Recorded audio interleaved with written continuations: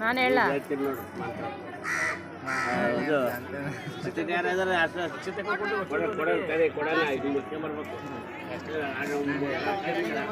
aunty ಹೆಂಗ ತಗೊಂಡಿ ನಾ ಚೇರು ಇಷ್ಟು ಕೊಟ್ಟೆ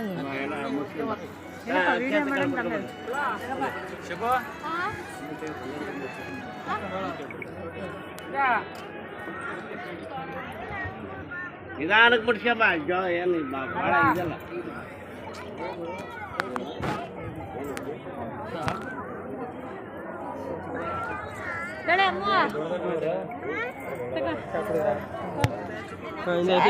ಇಲ್ಲಪ್ಪ ತೊಳೆ